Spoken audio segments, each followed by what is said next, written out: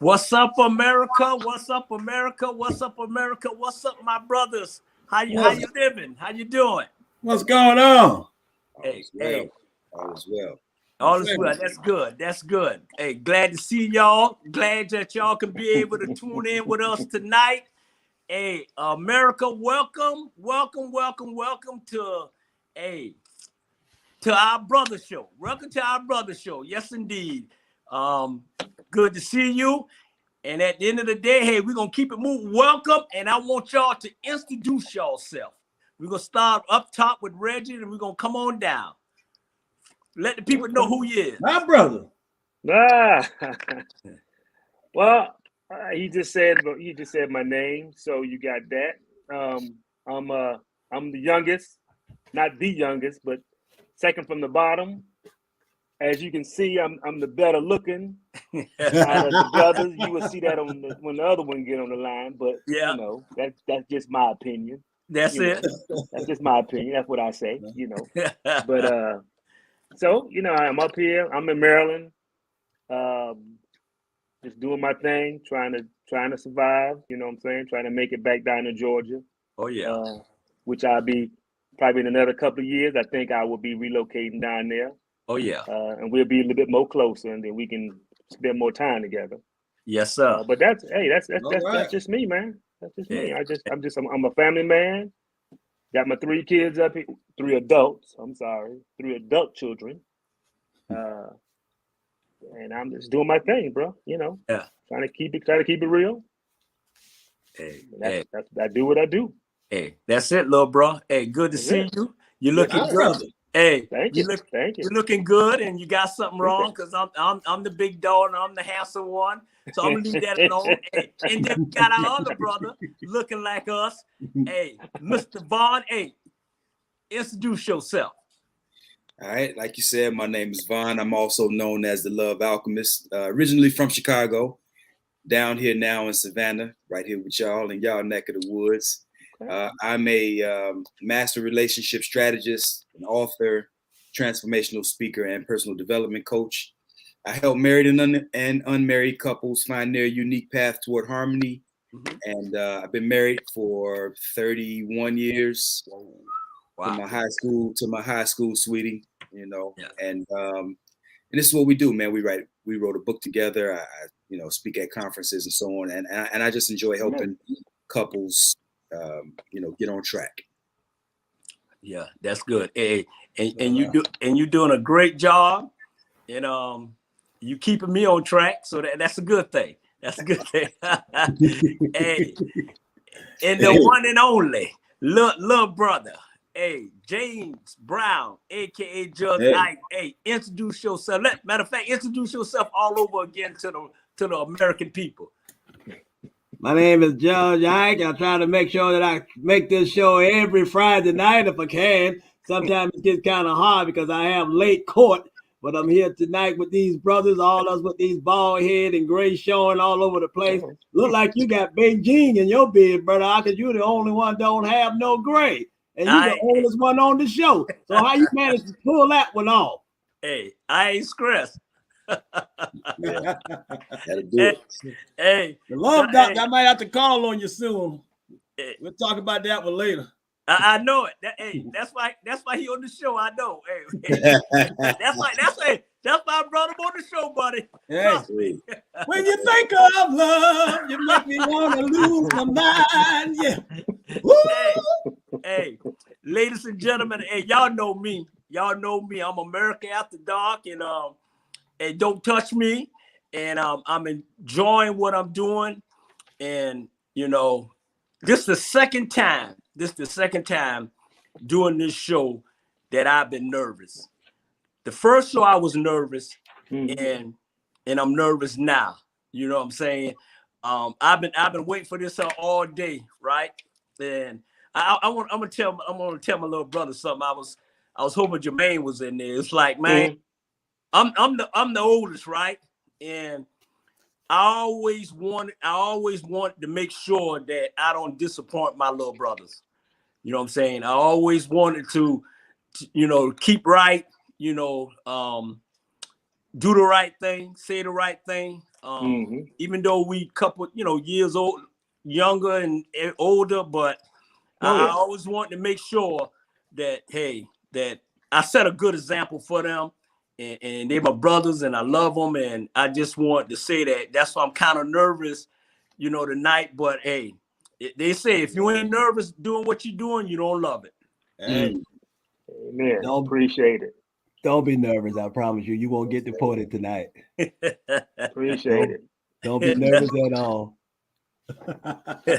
And that, hey, and don't, hey, let me get this up. Don't mind me when I cuss James out tonight. Okay, we do that all the time. Don't even worry about this. Just keep it rolling. That's a family affair, right? That's it. I'm not worried about it. Yeah, don't they? So, hey, you worried about it? I'm not worried about it. Hey, well, America, here we go. Hey, thank y'all for tuning in. I want y'all to share, and I want to say our opinion. It is our opinion. Our views is our views. So don't take anything personal what we say, because that's our opinion and our views on everything that we have. We got a great show tonight. Like I say, we want everybody to share. ATR Media, Instagram, YouTube, and wherever y'all see us at. Hey, just share, and I appreciate that. Ladies and gentlemen, boys and girls, here we go. First thing first, Mr. Producer. First thing first. Hey, all right. What is a true friend / fake friend? And yeah, and I'm gonna go ahead and let little bro Reggie go ahead and handle that, and then we'll come on around. All right. What's a true friend / what's a fake friend, right? Yeah. Yeah. All right. So let's start with a true friend first, probably. Yeah. A true, this, like you said, this is me. A true friend to me is somebody that I can call on day and night. Don't matter time. I don't have to wonder, is it too late, too early? Somebody that's going to share and give me the truth. You know what I'm saying? That's what I need. But if I'm calling you, if we true friends, you're gonna give me the truth, even if I don't want to hear the truth. Right. You know what I'm saying? You're gonna tell me straight how it is. Yeah. And I'm probably not gonna like you sometimes. You know what I'm saying? If you're a true friend. You know what I'm saying? Because anybody you like all the time, come on, they really ain't. They ain't hitting you with the truth. Right. So I think a true friend like there is somebody that gonna make me upset sometimes, but gonna give me the truth. Rough, hard, core, give me the truth, like uncut. Yeah. And then I can depend on. You know what I'm saying? I can depend on them. Male or female, whatever. I can depend on them. If I ask them something, if I need something, you know what I'm saying, advice, whatever, time, whatever the case may be, they're gonna give it to me. A fake friend is the total opposite. You know what I'm saying? I can't depend on you. You know what I'm saying? I can't call on you. I got to wonder, man, should I? Is it too late for me to be calling? Is it too early? You know what I'm saying? Are they really telling me the truth? Or are they just telling me what I want to hear? Right. You know what I'm saying? So I think a fake friend is somebody that's just going to agree with you about everything, every single time. If I ask you a question, I'm like, man, what you think it is? Man, I agree with you. Man, bro, please. Come on now. You don't agree with I don't even agree with me half the time myself. So how you going to agree with me? You feel me? So I think that for me, that's what when I think of a fake friend or fake somebody just being fake, that's just me. That's what I think. Right. So, right. Yeah. What y'all think? Hey, I agree with you. What about you? What about you, Vaun? Yeah, I agree with what Reggie just said. I'll only add that a real friend will pull your coat. You know what I mean? If you're out of order, if your slip is showing, he'll let you know you're out of line. Yeah. Real, like they say, friends don't let friends drive drunk, right? I mean, we keep each other, we keep each other in check. Iron sharpens iron, that kind of thing. I used to work with a brother that, we worked 4 days a week. We worked 4 10s. And I worked Monday through Thursday. He worked Tuesday through Friday. So he was off on Mondays. And I didn't realize that he was off on Mondays because we worked in different sections of the same shop, right? So I wanted to catch. I needed to catch a ride with him. I needed to catch a ride to work that Monday morning. So I texted him that Sunday night, and we got to be at work. We had to be at work at the time at 6 o'clock. So I sent him a text message that Sunday night. And I said, "Hey man, would you mind if I catch a ride with you in the morning?" He said, "Well, I'm off tomorrow, but don't worry about it. I'll take you in anyway." Right? He was gonna get out of his bed at 5 something in the morning to take me to work when he didn't even have to be there. Right? You know, and to me that symbolizes what friendship is. But I would have done the same thing for him. Right. Right. You know, now you put that ball in the court of a fake friend, and you know he might go in and badmouth you behind your back just for you sending him a message. You know, so little things like that, man. Sometimes big things like that. Yeah. Yeah. Absolutely. What about you, Judge? Well, a little definition for you. Someone who is a true friend stand up for you when others try to harm you emotionally or physically. They do everything that they can to make sure you're safe. They don't care or depend on anything else but friendship. If they can help you, they will. They have no reservations or no rewards. They're just there for you as a true friend. And I'll give you a little story too. One of my close friends I work with, Mr. Perry, I was about 5 minutes from the house, and he lives about an hour away across town. 5 minutes away from the house, and he called me, and all he said, "Hey man, I need you." I said, "What's going on?" "I can't explain it to you right now. I just need you." Turned around, went back the other way for an hour to get there just to see what was going on. And when I got there, he needed my help to help one of his friends get him home. Just like you say, you don't let friends drive drunk. But didn't have no reservations about it. As soon as he said, "I need you," I turned around because I knew he would do the same for me. That's a true friend. That's a true friend. Fake friend, someone who will use you for their own benefits, friendly to you until a third party join into the conversation, show no interest in your problems or concern, cannot be depended upon to be there for you, never pay for anything. Sound like family members there. Borrow money and never pay it back. Sound like family again. Talk bad about you behind your back, but too coward to say something in your face. That's a fake friend. Those are the ones I try to stay away from. I'm quite sure we don't have them personally in our life, but we done ran across some, probably at work, probably in passing. Don't want to have anything to do with them because I don't want that to be in my spirit. I'd rather for you to just not even be around me. I wouldn't have time to try to develop a friendship with somebody who I know is a fake friend. So those are two differences for me. Yeah. Absolutely. All y'all got great points. All y'all made great points. Me, a true friend is somebody that's gonna ride or die with you. That's gonna sit on the front porch with you and cry. That's gonna be with you when you at your lowest. That you can't turn. You know what I'm saying? That gonna be with you when you start loving yourself.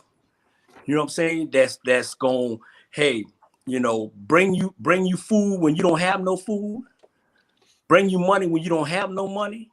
Drive your car when you don't have a car. Love you because of you, and don't want nothing else for you but the friendship that you have. And I can say this here right now: the true friends that I have in our little circle. We was friends ever since we was 10 years old, and I still have those true friends today. Most of those true friends,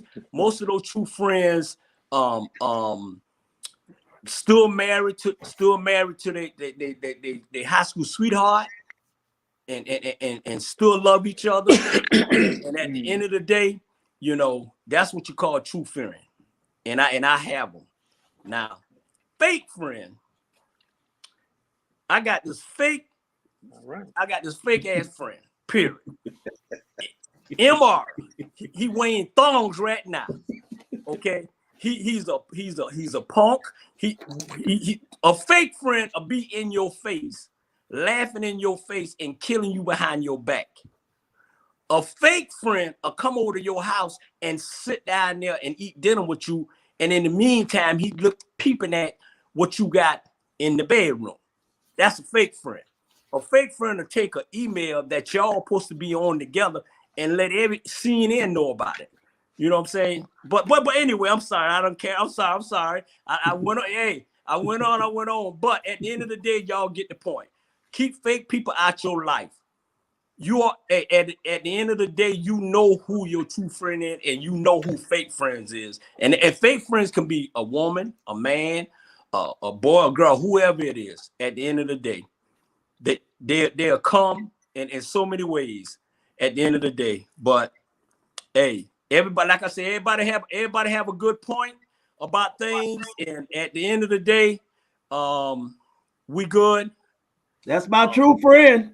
Yeah. At the end of the day, he's 33 years old now, but I got his baby picture. That's because we've been friends since he was a kid. Yeah, definitely.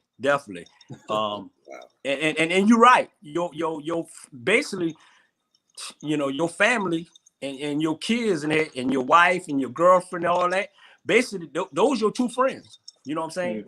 At the end of the day, I give you a point. On Vaun. Vaun mentioned this on his show the other night. That guy, he said, I'm a handsome young man, and I get hit on all the time, and women. And I said, no, I'm married, and I ain't gonna cheat on my wife. Never had cheat on my wife, so you might as well keep on moving.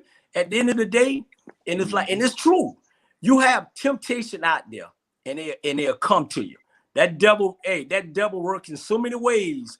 Just like on the other show, that devil, God put that devil out of heaven. The devil was the beautiful angel than all of them. So you have to know what you have at the end of the day. And I think every one of us on this show right now is with the person we love and with the person they our friend. Oh, yeah. They our friend. Matter of fact, they our best friend. They see the good, the bad, the ugly. They see when we cry. They see when crossing our eyes. They see everything. And America, I want y'all to see this. I want y'all to see, bald head black men with some beard, and at the end of the day, we true to who we with. Case closed. True that. Oh yeah. Miss Producer, next subject. This a hot one. Y'all. What's this one?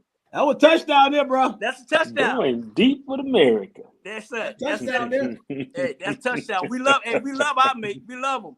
Going deep with America. Hey, for sure. Anybody can take this. What is good sex, bad sex? What is good sex, bad sex? Y'all keep it real. What it is. Anybody can take that and you can move around the room. I'm gonna let y'all handle that one. Hey man. All right. Good sex. Good sex. I'm gonna give you a top 10 on some good sex. Oh Lord. Number 10. Number 10. Blindfold me, baby. Let's watch some videos. Number 9. Number 8, backyard love. Number 7, kitchen love. Number 6, my toes are curling. I was thinking that one. Number 5, don't be afraid to use your hands and your lips. Whoa! Number 4, don't move. Leave it right there. Number 3, baby, I'll be right back. I gotta go smoke a cigarette. Number 2, lay on your back and touch yourself. Can't touch yourself. And the number 1 reason for good sex, brother, number 1 reason for good sex. Talk to me. When a woman can lose herself in the moment, you own it. You better not let it go. You only get one shot. Don't let the opportunity leave you tonight. Touchdown. Touchdown. And that's a little Eminem.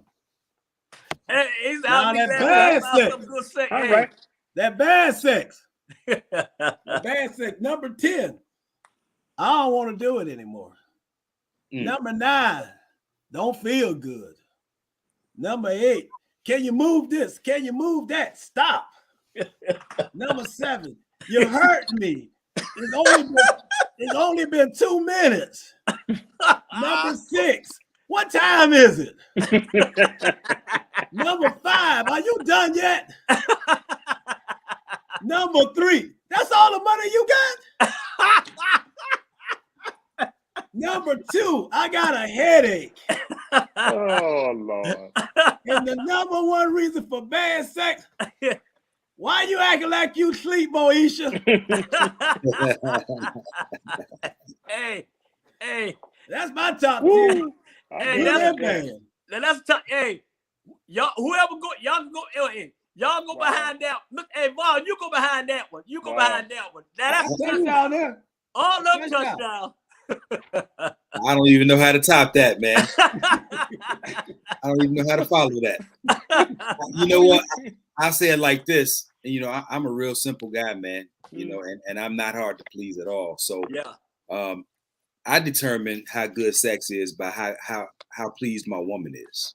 Yeah. You know, so just to be short and brief, the better time she had, then the better the sex was for me. You know, if I turn over and look at her and she rolling, and she cutting her eyes at me, you know, then no matter how much fun I had, that just took all the wind out my sails if she ain't looking at me right. So in a nutshell, that's it for me. That's it. Okay. All right. What about you, little bro? Vaun, you know what? I thought I liked you. I thought I liked you when you started talking the first time and introduced yourself. I thought I liked you, but now I know for sure. My man. I'm gonna do a Denzel. I'm gonna do a Denzel on him. My man. My man. My man. Hey. I mean that's it, bro. That's it. You know what I'm saying? I'm gonna follow behind Vaun, not to sound all soft because it ain't, but you know what I'm saying? That sounds like a man that's been married for 30. How long you say you've been married for? 31? 31, yes, sir. 31. You know, and James and Bernard, I've been married for 29. I know y'all probably don't realize that. Yeah. But 29 years I've been married to my wife. Wow. And here again, high school sweetheart. Even though she left and went to Miami from Savannah, we kept in touch. You know what I'm saying?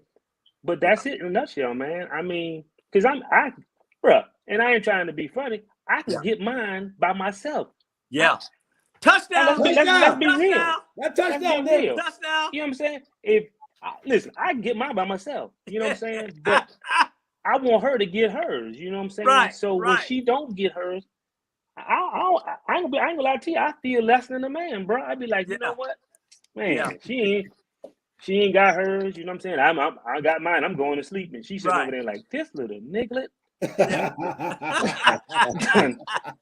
I said niglet. You know what I'm saying? So I'm with Vaun, man. That's touchdown there. Yeah, if she get hers, man, listen, I'm good. Yeah. And I'm gonna keep it real. There's been times she got hers before I got mine. I'd be like, and she's like, okay, I'm good. I'm like, all right, well, hey. Yeah. It's all good. I catch mine on the next go round. Make it feel good. Make it feel real good. So I'm with you. I'm with you, gonna get mine tonight too, Cyrus. My man.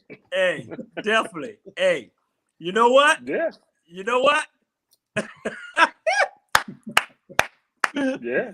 I'm picking back on all y'all. Hey, all y'all got good points. All y'all good. But I'm telling you right now. Don't keep it nasty. Hey, keep it real. Hey, I'm gonna keep it going. You know what I'm saying? Hey, on a serious note, man, I ain't never had no bad sex in my life. Hey, I don't know nothing about no bad stuff. You know what I'm saying? Hey, I'm like this here. My thing is this, false. Hey, look, Jay, put it down, nigga. Let me just finish my shit. You know what I'm saying? I ain't putting nothing up on you. See, this is what I'm talking about. I ain't interrupt you all night. Hey, I ain't interrupting you. This is what I'm talking about right here. He always interrupt me, man. That's why we having so much problem now on the show. Because he interrupt me. I sit there, I'll be quiet, and he want to interrupt me with some false. Ain't false. Hey, I'm like this here. I make sure I take pride in my sex moves and my sex toys and all that. I take pride in that, man. You know what I'm saying? I say bang, bang, bang, bang, bang, bang. You know what I'm saying? Hey, right. I had a moment. Yeah, you had a moment. Baby, bring no handcuff in the room. Bring that little cap gun, and let's do this. You know what I'm saying? Bring the toys. I'm like this. Bring the toys, baby. Bring those toes, and hey, and we good. Hey, you know what? even if it start off bad, which it gonna always end good at the end of the day. And I'm like this here. I'd rather for her to go ahead and get hers and everything. And I'm gonna say something in the tank for in the morning. Morning sex. Woo. Woo. When you got to go to the bathroom and you holding in there, woo, Lord have mercy. All right. What are you saying? Hercules. Just waiting for me, bro. You riding. You riding. So much. You like, boy. All right, my fault. I had a moment. I'm sorry. I had a moment. But I'm just saying, all I'm saying is this here. We go on family vacation, don't come in my room. Let's produce that next subject. Duly noted. Hey, bro, you remember what happened to the last guy that came into your room? This boy here. Hey, he came to my room. I'm too old for him.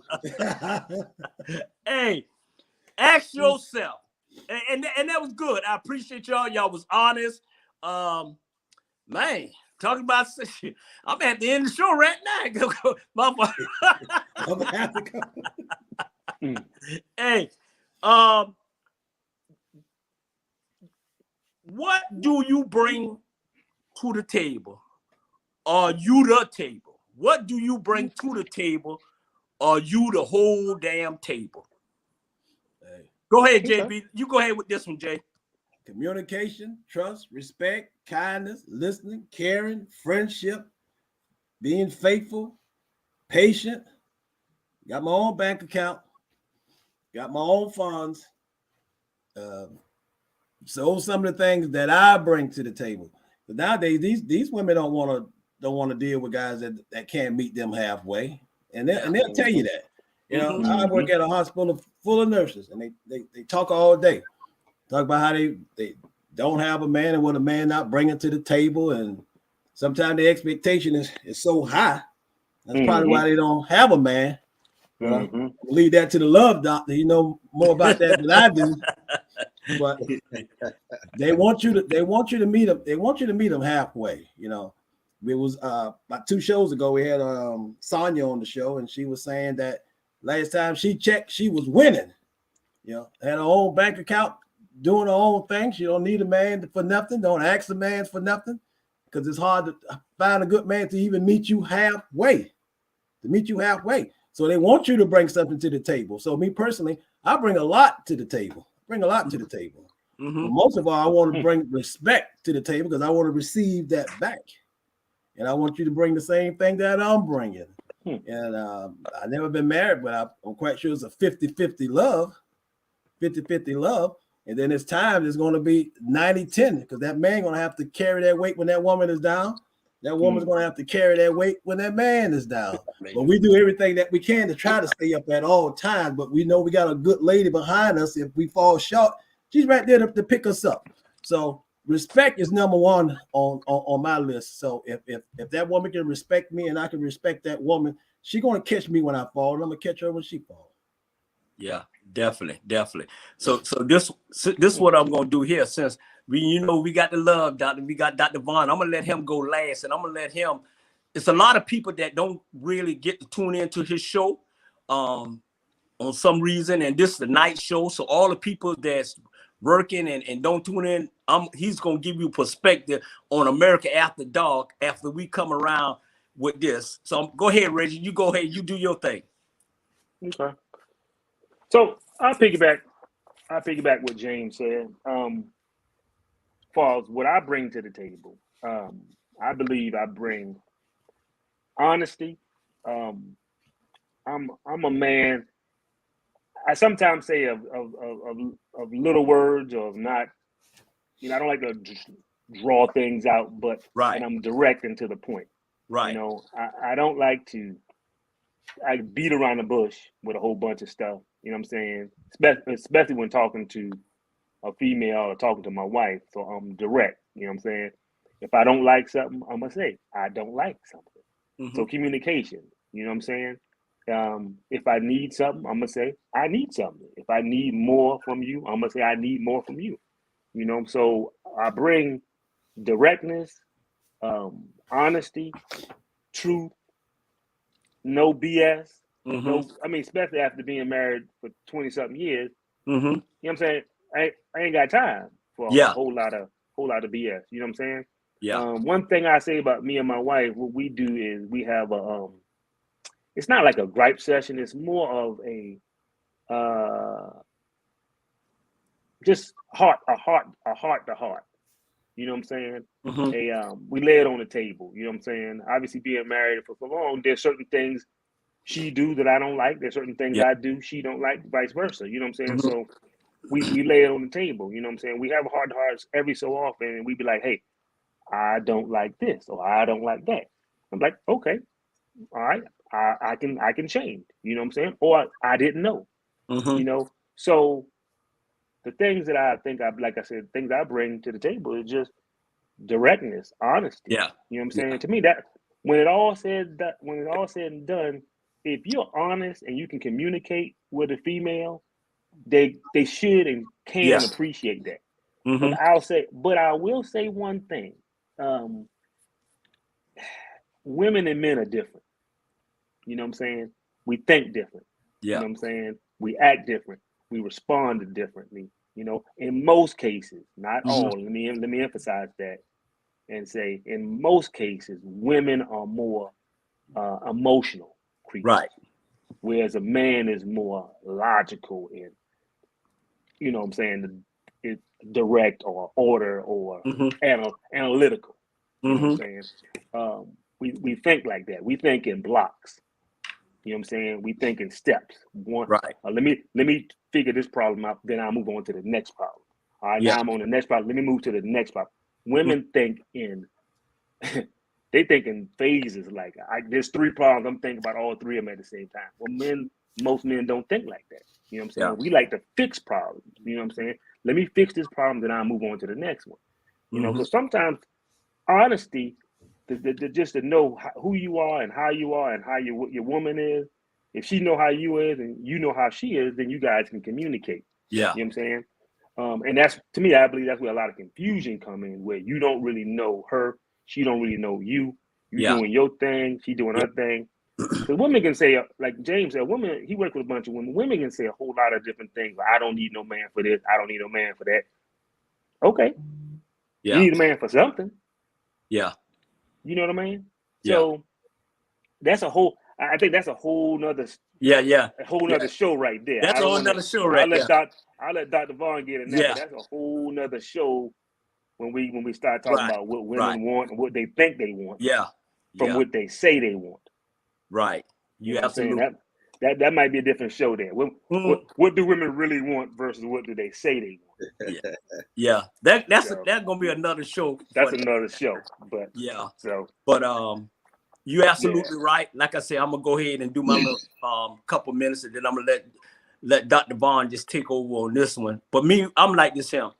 You know, I bring what I bring to the table is me and who I am. I'm not gonna basically change up. I'm not gonna, if I'm gonna take you out to dinner tomorrow,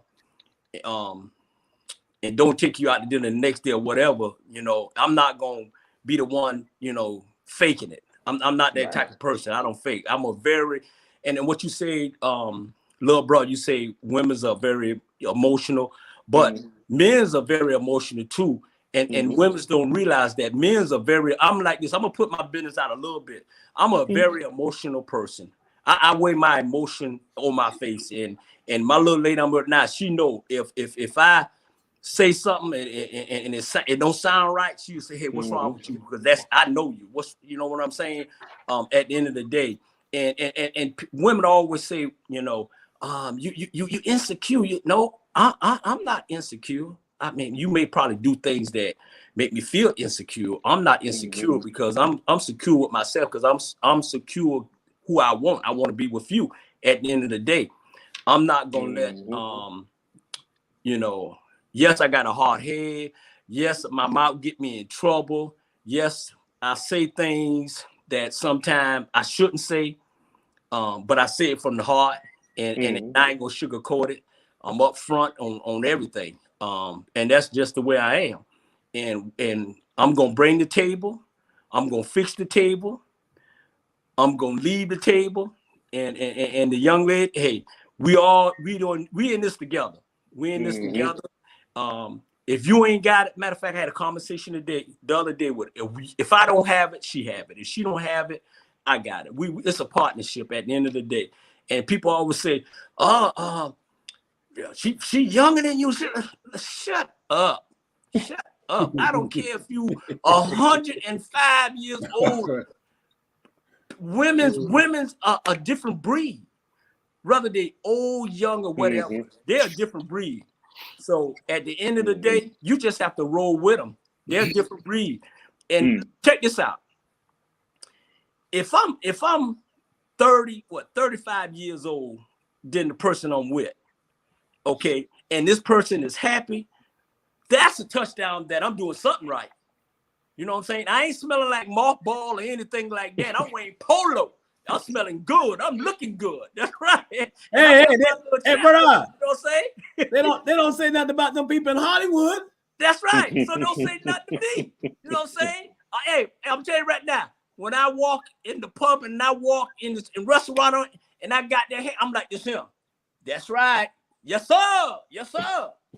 I am the table, and we the table together, and I'm gonna let Dr. Vaun take over. Touchdown. Yeah, touchdown, producer. You know, a lot of people. There's this conversation going around. There was this brother who was graduated. He just graduated law school, and he made this announcement that, okay, ladies, you know, now I'm the prize, right? I'm the catch. I'm the prize, and so there's been some back and forth on who's the prize. Is the man the prize? Is the woman the prize? But I don't think either of us alone is the prize. I think the relationship is the prize. What we can build in the relationship. If we can establish a level of harmony and productivity from our union, that's what the prize is, right? So what I bring to the table, I think transparency. I'm very transparent. I bring a high level of integrity. I bring a very high level of understanding. I offer my woman a very high level of comfort and security. And in that security and in that comfort that I provide, it allows her to be the most feminine and soft version of her feminine self that she can be. So with that, I guess there's protection. There's all the things y'all said, man. Compassion. Yeah. I'm authentic. You know, I'm playful. Yeah. You know, all that stuff. I'm loving, but I'm also, you know, I'm protective too. So yeah. I don't know if that's the kind of the direction that you guys wanted to go, but no, you good. You good. You know, when we talk about just what men bring to the table. Yeah. And one of the things that people mention most is that men are supposed to provide, right? Yeah. But I think sometimes we make the erroneous equation that providing is synonymous with money. Money, yeah. Money that we bring to the table. And though that's part of it, that's not the only thing. But part of what we provide is the security in the way of comfort. Like my wife, I'm my wife's best friend.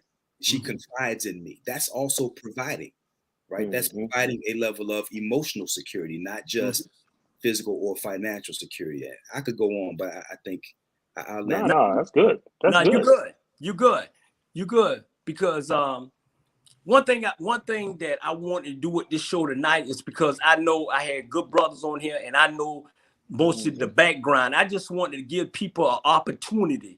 Since this Black History Month, you know, I don't like to say all that, but anyway, I wanted the people, the Black community, the white community, the Asian, and all that. I wanted them to see a different perspective of a Black man with bald and a beard. You know what I'm saying? Because with us being bald head and beard, a lot of folks and they are afraid. Oh, you know, you can go in Kroger's and everybody, you know, but we very intelligent young man.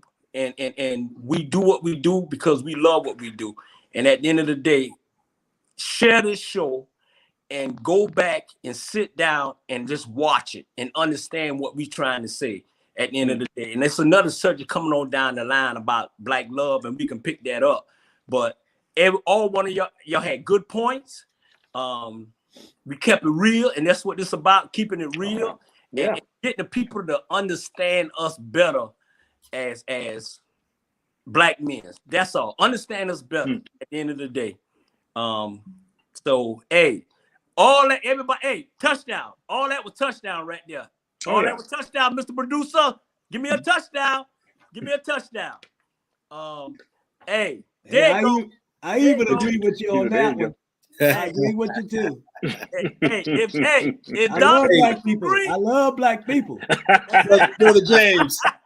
Hey, Judge. I love it. Judge. You a Trump fan, Judge? I just try to be on the show. That's all. Yes, I just try to be on the show. A lot of people look at me in the wrong way to think that I'm all about racism. I'm about money. I really am. I really am about money. No. I'm about money. Hey, and Donna, and Donna got the trunk. I thank you for agreeing with us. Hey, let's go on a serious note. Hey, and I think all y'all got perspective on this. On a serious note is this: are you living your best life or trying to live your best life? Are you living your best life or trying to live your best life? And I'm gonna go with this, and then I have everybody piggyback off it. You know what? I'm having the best time of my life at the end of the day. I really am. I'll be 60 years old in August. Hey, you look good, man. I didn't know you were going on 60, man. You look good, boy. 60. Yeah, y'all can give me some more comments. Go ahead. hey. But on a serious note, I am living my best life, man. I got the best family, best friend, hey, best lady, best daughter. I'm just, man, I'm telling you, every day I wake up and that God wake me up, man, I pinch myself and start laughing. You know why? Because everybody just around me or whatever, my age is either having health problem or either having financial problem or either lost a job or either just sick. And it's a blessing, man. I am. If I'm 60 years old and I'm living my best life now, I hate to see when I'm 70. Lord have mercy. You know what I'm saying? And that's because keep God first, faith, family, and friend. And that's just me, man. I love what I do. I love to help people. And every day I wake up, I'm telling you right now, and this is the God in heaven truth.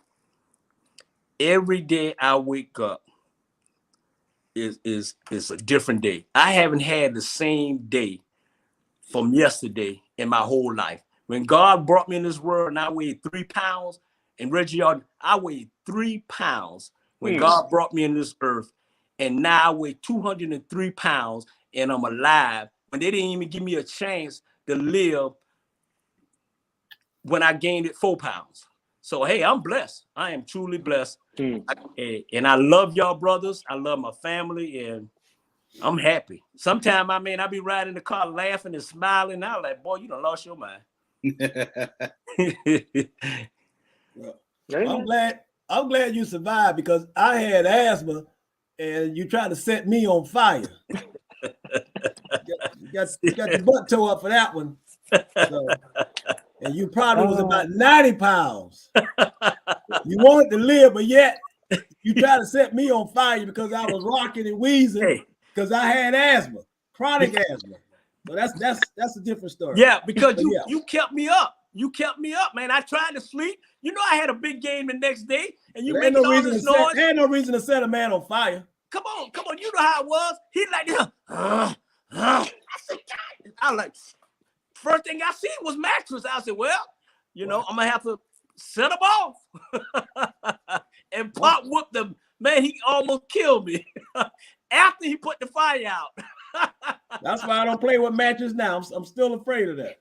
you never know the trauma you'll do to people. They live that stuff as they get older. It never goes away. Hey, Well, I want to do this here. I want to let everybody in America know, brother, I am truly sorry. If I haven't said I was sorry, You know what?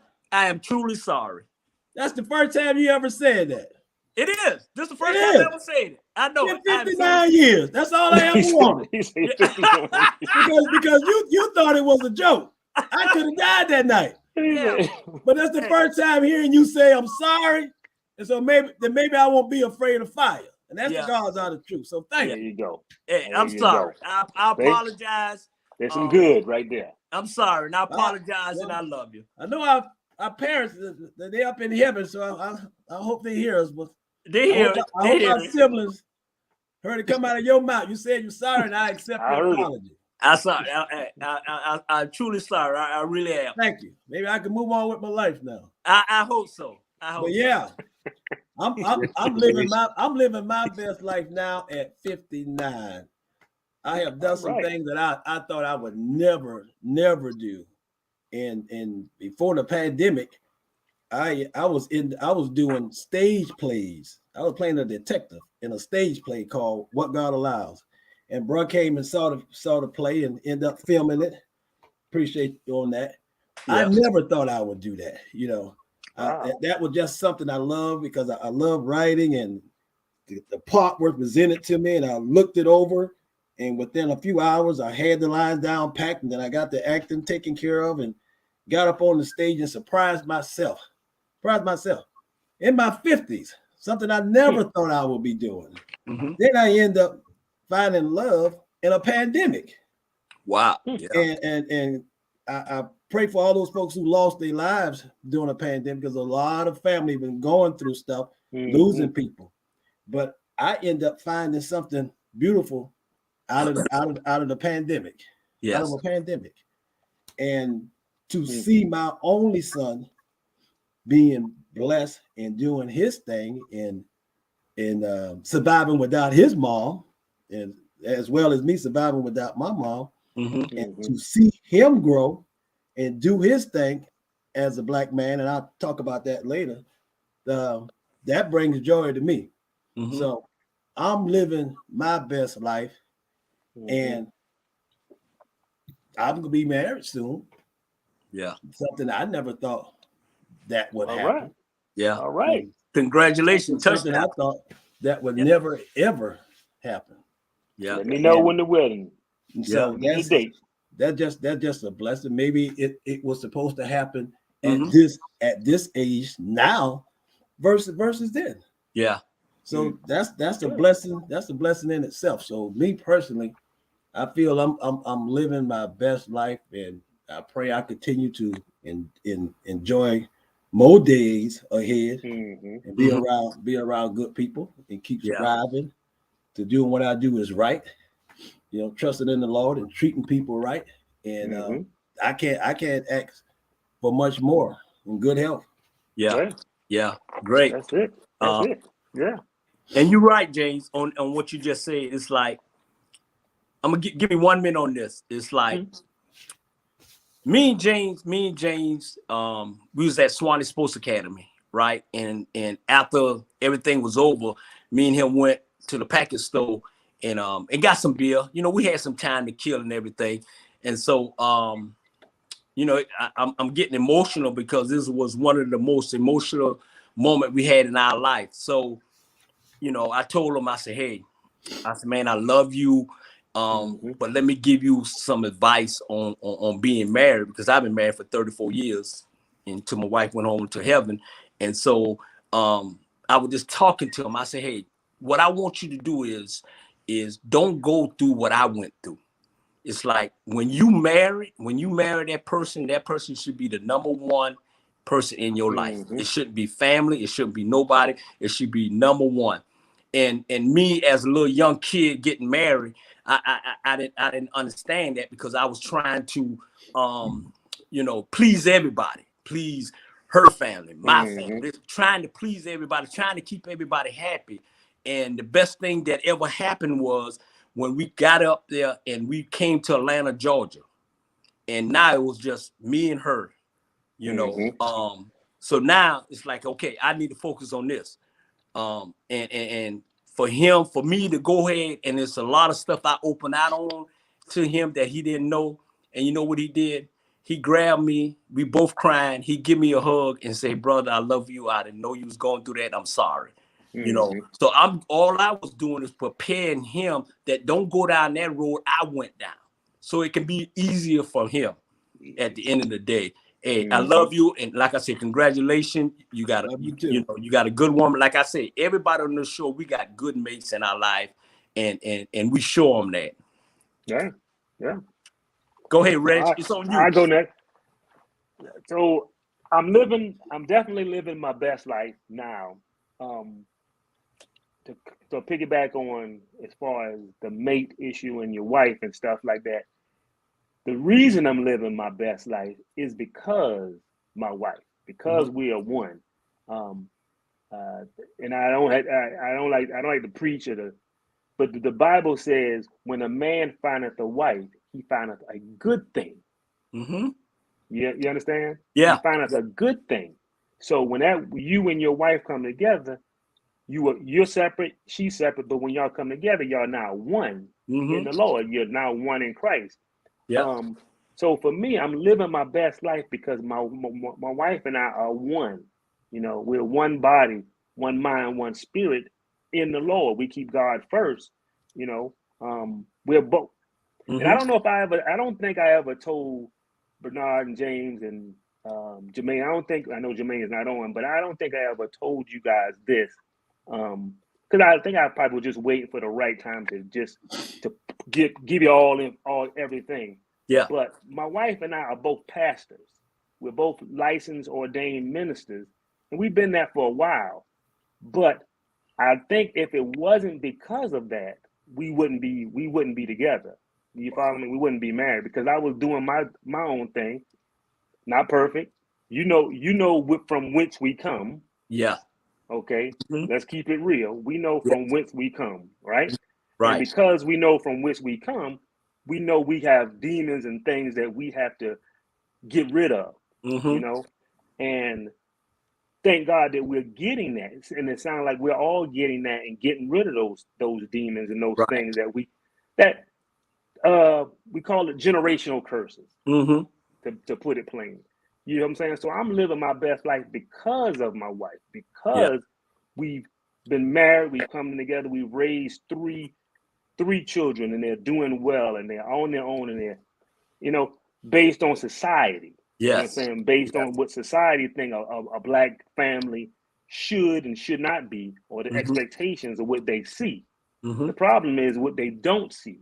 You know, they don't see a man and a woman with a family. You know, being up in this area, it's funny. We go to the mall, a really nice mall, probably on the same scale as Lenox Mall for you guys. And a white lady, an older white lady, saw me and my wife, and at the time it was all three of my kids were with me. And she saw us as a family. And she said something that just kind of blew all of our minds for the rest of that day. She came up to us and she said, you know what? It's good to see a black family together. The father, the wife, and your children. She said, it's good to see. She said, you guys are beautiful. And you know, that messed me up and blew my mind just that she would see that. Because you never know how people see you. Yes.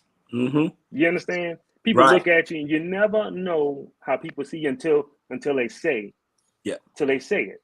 You know what I'm saying? So I can appreciate what you saying, Bernard and James. I can appreciate what y'all saying.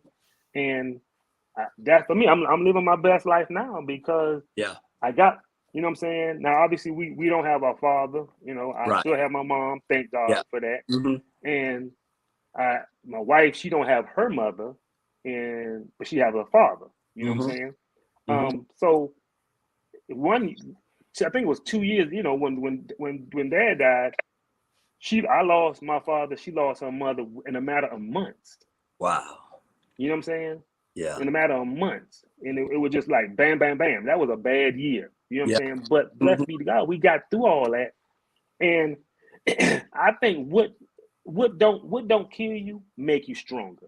You know what I'm saying? I believe we have to go through Bernard, you have to go through those things And I'll say this, and then I'll give it to No, go ahead. Brother Vaun. I believe everything that we go through in life don't have nothing to do with us. It ain't about us. And I tell everybody this. In ministry, I tell everybody this. It ain't about me. You know what I'm saying? It ain't about you. It's about what you're going through to help the next person. Yes. You know, I truly believe that God put us through things, and we go through things, and it don't have nothing to do with us. We think it do, Yeah. but it don't have nothing to do with us, because it's for the next person that you're going to have to minister to or talk to, however you want to determine it. You have to talk to that person. And I truly believe, how can you talk to another man or another woman about a problem unless you've been through that problem? Right. Yes. You know what I'm saying? How can you tell me about my deep whatever hurts if you haven't been through my deep hurt? But if I've been through it, I can tell you, Yes. I've been through the same thing, and this is how I felt, just like you're feeling. I know the internal struggle that you're feeling, and this is what got me through. Right. You follow me? Yeah. So I think, yes, I think I'm living my best life. Yeah. Because my family, because of you guys, you know what I'm saying? Because of what I see. I don't know about y'all, but things are changing in America. Mm-hmm. You know what I'm saying? It ain't like it was 30, 40, 50 years ago. Things are changing. Yeah. You know what I'm saying? I don't know when that change really happened, but and I don't mean for bad. Right. Don't miss me. Right. Don't miss me. Because it's always been bad. Yeah. But I think things are beginning to change for us as African Americans. Things are beginning to change, man. Yeah. You know, we're beginning to see how strong and how powerful we really are when we're united. Mm-hmm. You follow me? And I think it's just going to get better and better, especially for our children. Yeah. You know what I'm saying? This generation, these children, our generation, these 20s and 30-year-old kids now, it's a different generation, man. Yeah. Yeah. They're realizing how much power they truly wield. Yeah. You know what I'm saying? This social media and all this stuff here, they're beginning to realize that, you know, we have some power to make change. Mm-hmm. You know what I'm saying? And I think with that, we're living our best life, because we're seeing our children make that change in America, man. So that's us living our best life, man. Right. Yeah, absolutely. That's it. You know. And you know what? I definitely understand, and Dr. Vaun and Dr. Ike. I'm sitting here and I'm listening to my brother, and just like Jane said, this is the first time I ever apologized to him about that incident. I'm looking at my brother and he's talking. This is the first time that I'm hearing him talk like this, even though we brothers and we raised up on different, we raised up together, but we was always all over the place. But I'm looking at him. I didn't know he was a preacher. I didn't know his wife was a preacher. Everything he's telling us, I didn't know, but I'm knowing now is that everything happened for a reason. And it's kind of giving me chill bumps. I'm like, I hope God keep us here forever, ever, even though that not happened. But I'm like, man, this is the perfect time right here, to just get to know a different part of my brother. And hey, I love you. Like I said, I'm listening, and I'm like, man, I see you have grown up to be a very true young man. You're a family man. I love your kids, your wife, and I'm about to cry, man, because I'm like, man, they don't understand. They don't understand, bro. It's all good. Oh yeah, they don't understand. Hey, so go ahead, Dr. Vaun. Go ahead, Dr. Vaun. I'm sorry, lad. Go ahead. No apologies needed, man. I'm enjoying the show, brothers. Yeah. Man, the short answer, yes, I'm living my best life. Absolutely. I'm a father. I'm a grandfather. Of course, my lovely wife. That's the icing on my cake, man. Mm-hmm. I think one of the things that helps me live my best life, I live in gratitude, man. I mean, I'm so thankful for what I have right now, and what has happened in my life up to this point. All of the good, the bad, the indifferent. I mean, like Denzel said in Picket Fences, you take the crookeds with the straights, right? Yeah, yeah. And I have to appreciate everything that's a part of my journey if I'm going to appreciate who and what I am right now. Mm-hmm. And so living in gratitude allows me to fully appreciate what it is that I'm experiencing right now in real time, man. And this has been the best year of my life thus far. And even, yeah, I mean, it's, man, if it was any better, I need a twin, bro. You know? But things are, yeah, touchdown. Touchdown, producer, touchdown. Boy, this game. I love this show already, man. We being honest. Go ahead. Yeah. No, I mean that's it, man. I mean, I could go on, but I don't want to sound like I'm bragging, but life is good. Nah, go ahead. Go ahead. Be yourself. You on America After Dark. People listening, people out there, you know what I'm saying? People hearing things that they probably would never hear no more in their life. Yeah. But they're hearing it from us, and keep it real. Go ahead. Just keep it real. Even if we don't get through the whole agenda, it's okay. We still got another hour left. So hey, just do you. Yeah, you know, I think too, man. Look, there are a lot of people that want to. Here's one of the benchmarks. There are a lot of people who want to retire with $1 million in the bank, right? And maybe $1 million. This is some years ago, but $1 million used to be the benchmark. Mm-hmm. And they put off enjoying their lives for the sake of reaching that benchmark. And I had a guy I was counseling it's been maybe about 4 or 5 months. He said, you know, man, I think I'm going to start enjoying my life right now. And he's a few years younger than me. So I think he's mid-40s. Mm-hmm. And he said, I'm going to start enjoying my life right now because, you know, tomorrow's not promised. And, you know, he went on that whole spiel. And I told him, I said, man, you know, just to give him some perspective, I said, man, me and my wife, man, we've been taking 2-3 cruises a year, man. We've been all over the place. I'm going to put some up for later, right? Right. But right. Man, I'm riding this thing till the wheels fall off. Yeah. I'm going to have fun right now, man. Because tomorrow's not promised. Yes. Yeah. Right. Yes. I had a coworker, 2 of them back to back. One guy, I mean, this guy was a master at the stock market. He was on his second retirement. He was 2 months away from retiring, and was looking forward to buying this Corvette that he always wanted. And his wife died right before he retired. Right, and then the other guy retired, and then his wife died right after the retirement. Wow. And so I don't know, man. I think sometimes we get so caught up in what we think things should be and what we're anticipating and what we're planning for that we forget to experience the fullness of what is right now. Mm-hmm. Right. And so I appreciate this question because I think it just kind of helps us to, for those who haven't already, man, just kind of focus in on what's going on and learn to appreciate right now and live your best life right now rather than planning to live your best life 5 years, 10 years from now. Right. That's it. Yeah, that's right. Hey, absolutely. Y'all definitely, man. I love the way y'all opening up. I love the way y'all laying everything out on TV. Y'all didn't have to be here. And I appreciate that. And America After Dark appreciate y'all coming. So now we're going to go on a quick commercial break and we're going to hey, at the end of the day, I want everybody to share ATR Media, Cash App us, Facebook, Instagram.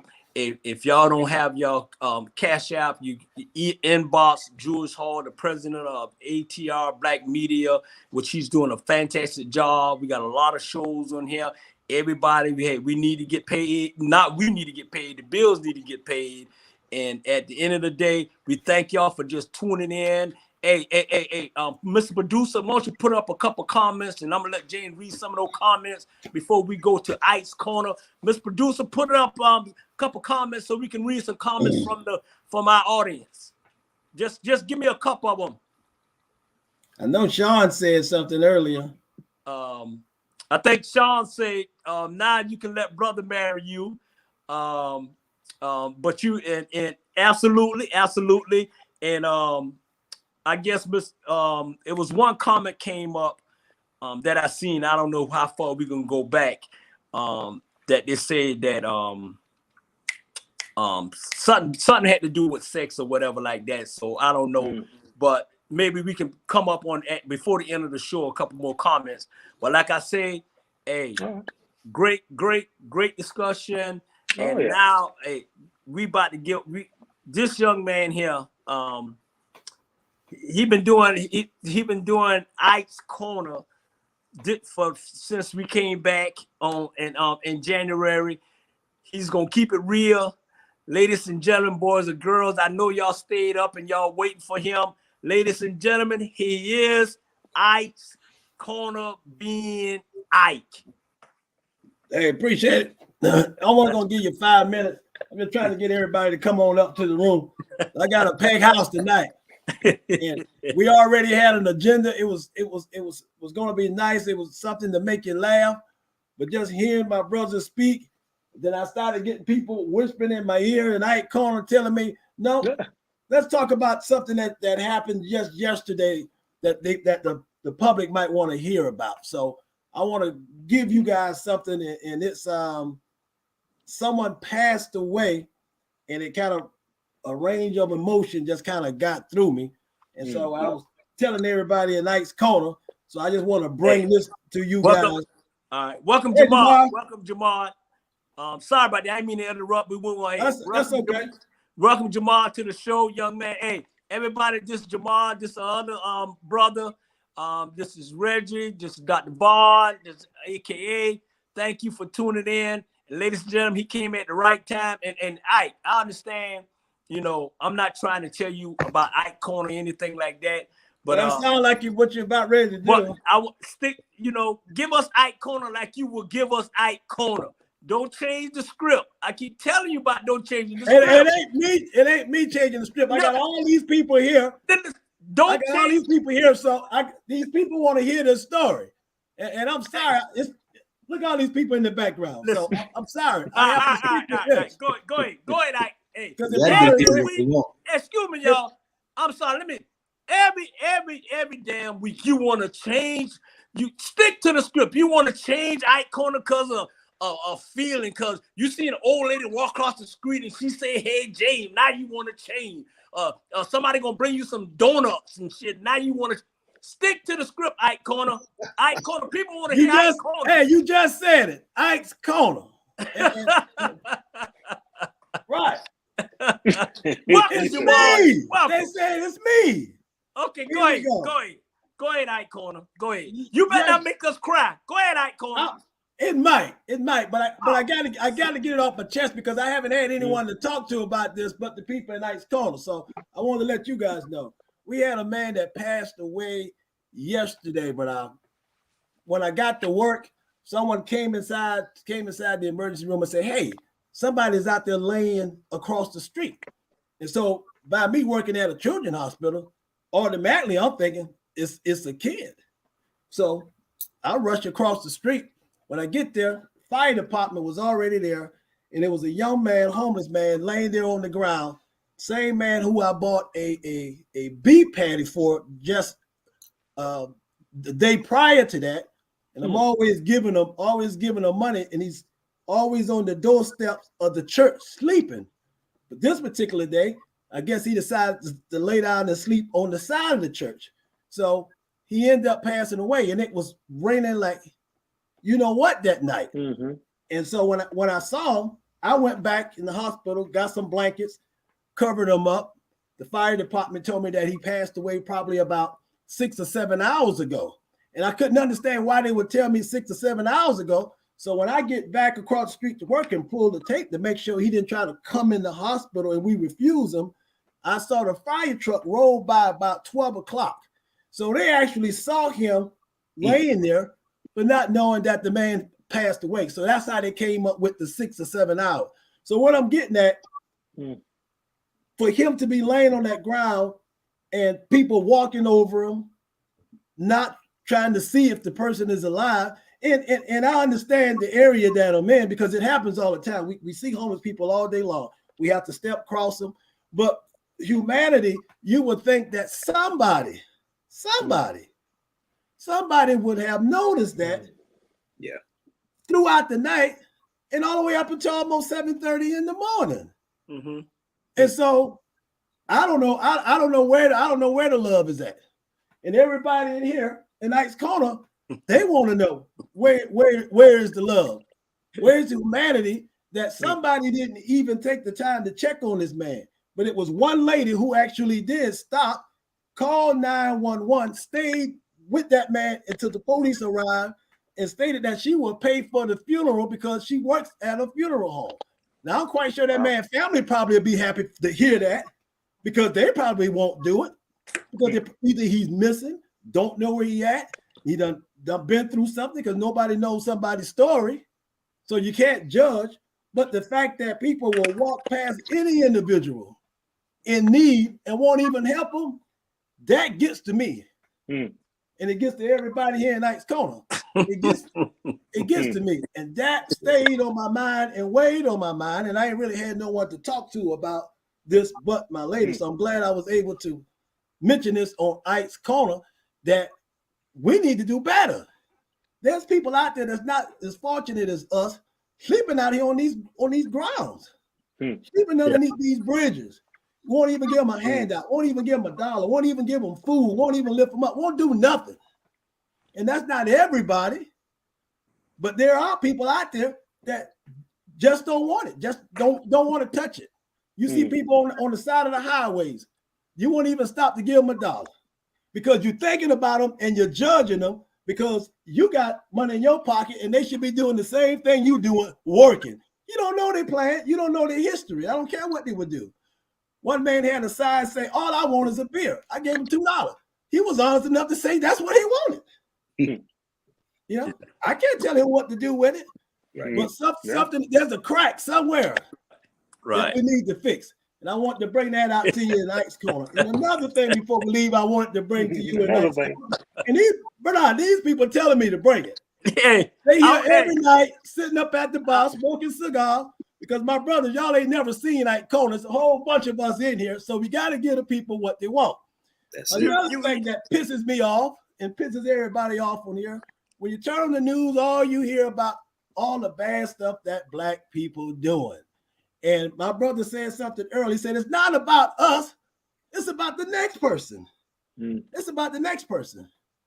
And brother Van said that life ain't promised. Life ain't promised at all. So when I see kids doing well, the good kids who don't get credit, you don't speak about, because we can talk about a bad kid all day. So you remember how bad he used to be? Now look at him now. When was the last time you gave somebody credit who made straight A's and they never got in trouble? Ain't never got in trouble. Don't you think they need to be lifted up as well?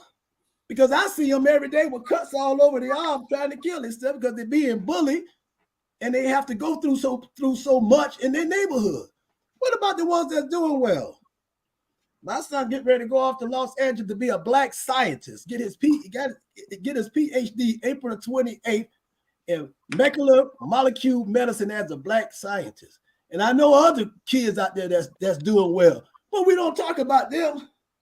Because CNN and the media don't want you to hear about them. They want you to hear about the ones that shoot each other in Chicago. They want you to hear about the ones on this side of the street that's doing well. They don't put the Black kids out there who is doing something. Because that'll light a fire to the rest of them. That'll light a fire. And so they don't want the fire to be lit. So the more garbage, the more bad that we push on you, and you put that in your head, that's all you're going to see. That's all they're going to report to you. What about the kid who's going to be a doctor? What about the kid who want to be a scientist? What about the kid who will be a nurse, an astronaut? You're not going to hear that. That's too taboo. That's unrealistic for that Black man to think that high, to think he can be this or be that. Let's talk about the one who just shot somebody across town. That's what they want to hear. And that's what they want to take their phones out and video it and put it on Instagram. Put something on Instagram about somebody's doing well. Right. All right. Everybody in Ike's Corner told me I gotta wrap it up. Wrap it up. That's what I wanted to say. That's what I want to get off my chest in Ike's Corner. Next week I'll make it funny, but I have to give my people what they want. Listen. y'all excuse me. Listen. Hey, I'm sorry. On a serious note, I'm sorry about the young man. I'm sorry, what happened to him and everything. I truly, you know, send my prayer out to his family and everything. And I just I want to say this, Ike's Corner. I send you a damn script, right? Yes, sir, boss. And if you don't stick to the script next week, then it will no longer be another Ike's Corner on America After Dark. And I just want to say that. Well, I got my last one here. Listen, we want to give the people what they want on Friday night, and I understand that you had to do that on Ike Corner. But I'm gonna tell you right now, Ike Corner, if you don't stick to the damn script next week, it will be no more Ike's Corner on America After Dark. At the end of the day, and I'm just saying that, and I send my condolences to everyone out there that's just, you know, hey, just keep praying. But I'm just letting you know from the beginning, Ike Corner, this may be the beginning and the last, Ike Corner, if you don't stick to my damn script that I give you. Hey, that's all right. That's all right. I ain't gotta come on. I ain't gotta come on your show no more, Bernard. I know. Bernard, you always trying to jump on me every time I try to talk about something good and stuff. That's all right. I ain't gotta come on your show. Bernard, I get my own show. I ain't gotta come on your show. Hey, I have my own contract. Thank you, Jamal. Hey, he only got a contract. He tried the same thing with you, Jamal. Don't worry about it. Jamal, we'll team up. Hey, and that's your problem now. Let me tell you right now, Jamal and James, y'all got a damn contract with America After Dark. And at the end of the day, y'all can't be writing your own contract. Okay, I write the contract. If you don't stick to an Ike Corner on your script, then you won't be the tater. And I'm sorry, I'm just having a moment, right? At the end of the day, stick to the script. That's right. Stick to the script, okay? Hey, Mr. Producer, I got some guests in the back. As Auntie Esther would say, watch it, Bernard. Let Ike Corner do his own thing. He get his own spinoff. Hey, Ike Corner gonna get, that's right. But Ike Corner need to do the script that I gave him. Okay, Mr. Item, I know you my agent, but see, Jamal and James, they just want to do what they want to do, and then they want to throw that damn contract shit in my face by the contract. As of the day, ain't no more contract. We're gonna write new contract on Monday. The last you don't say nothing when the NFL owners do it. Hey, this ain't no NFL. I'm a black owner. Hey, Mr. Producer, next subject, open mic, and let the guests come back, whoever backstage. If your woman leave you for another man, would you say the tears for now or you'll wait for later? Answer that, Jamal, since you just popped in. I love you. I love you too, brother. But I'm gonna sit this right here. They had me in that back for a long time, and my contract, I got my contract right. Well, my contract say I ain't supposed to do it. And then the producer also ain't let you know 8 o'clock. I'm supposed to be doing another show 8 o'clock in the morning. So I can't be on America After Dark all time of night right now. And Coach Carter asked me about that this morning. So I'm gonna let you know. But here go on my contract, and you can't tear this one up. You can't tear it up. Okay. I got some shit for you now. Hey, my agent, pop Mr. Ivan in right now. Mr. Ivan told me. But as Ella said, me and Ike got our contract. You can't do nothing. That ironclad. But what I would do, I would cry right now and then pray for my baby to come back. But then see, that's why I said that. And I know you're gonna say I'm just being politically correct right now, but that's what it is. We do what's right. Ike, I gotta say, I had liked that because we be walking past these people. I had just talked about that. So I know Ike Corner was bam. It's just like that. Touchdown. Hey, mute Jamal. Mute Jamal. And then, you know what? That's the problem right now. And we don't say MUT on this show. Yeah. We mute. Yeah. Hey, see, we got new guests on the show, and we trying to be. You see what's going on? We was okay. Now y'all got out of hand. You getting out of hand now. Okay. At the end of the day. Thank you, bro. Checkmate. What about you, little bro? Who you asking, me? Yeah, Reggie. Reggie, go ahead, Reggie. Yeah, if a woman leave you for another man, would you save the tears for another day?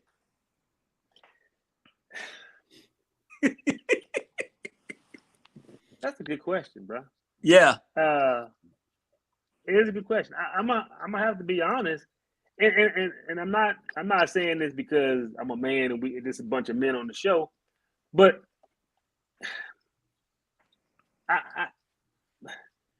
I ain't gonna cry, bro. You ain't gonna cry? I mean, I love her. Don't get me wrong, I love my wife to death. Right. But if she feels that another man would do her better than I've done her over the last 20, 30 years, of everything, you know what I'm saying, emotionally and physically that I've done. Yeah. I take care of my wife, bro. Yeah. My wife want for nothing. Right. You know, I'm like Mr. Vaun. My wife want for nothing. You know what I'm saying? Baby, you want a car? Okay, bam. You got a car. You know what I'm saying? Even though she can buy her own car. You know, like my wife graduated. She got a bachelor's degree in business science or whatever she was trying to get her because she worked for the government. And so when she graduated, I bought her a truck. You know what I'm saying? Yeah. So if my wife can find another man to do what I do, better than I do, physically, emotionally, spiritually. Hey, touchdown, touchdown, touchdown. Hey, touchdown. Why didn't you say touchdown for me? Hey, bro. Why didn't you say touchdown for me? Because every time you come on here, you got me arguing. You and James always fussing with It's me. in my contract. You supposed to say for me too. Okay. It's in my contract. Hey, I'm a field goal for you, Jamal. Field goal.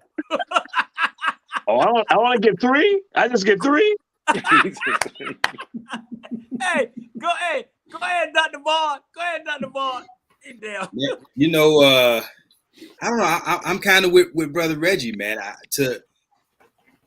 It's easy to say, you know, to try to theorize what you might do. You know, it's purely hypothetical. I know my feelings would be hurt. I would be pretty hurt.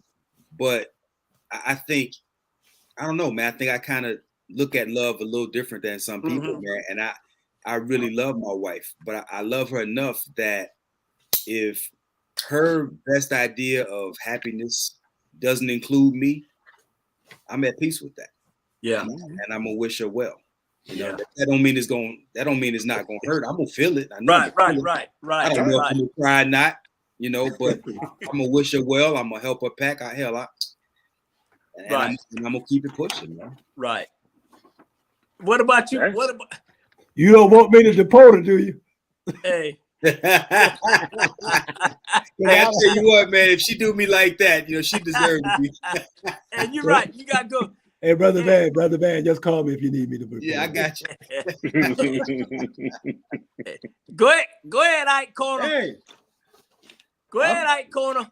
Hey, I might be hard as hell, but I won't cry because long as she didn't leave me for a woman, she left me for a woman, then I'll start crying.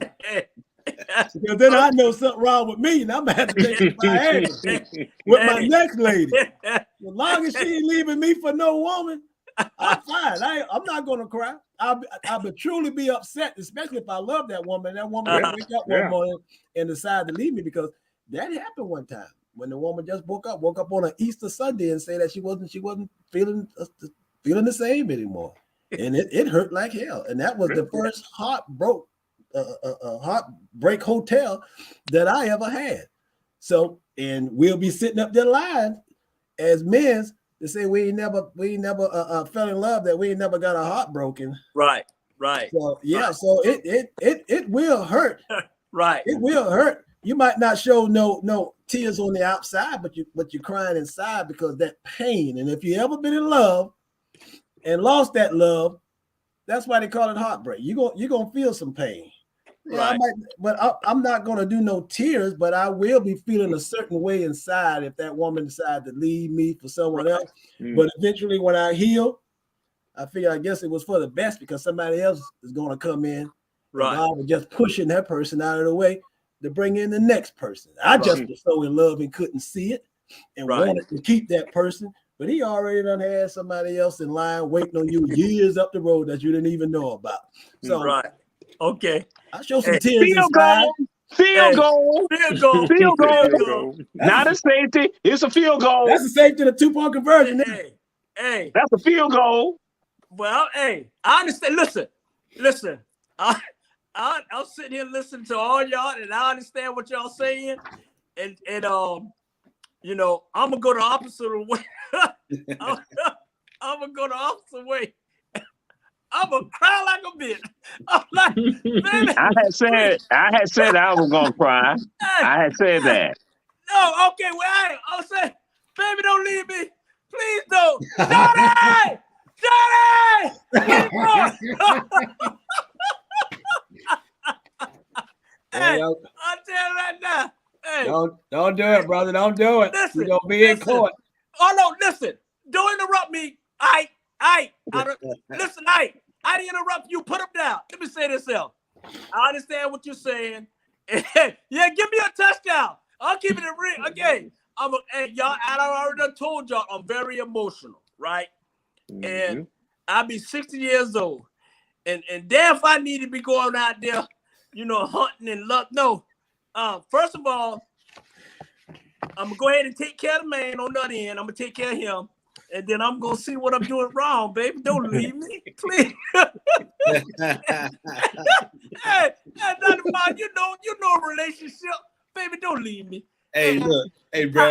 I tried. I'm gonna stop cussing. You know what I'm saying? I'm gonna stop peeping through the window.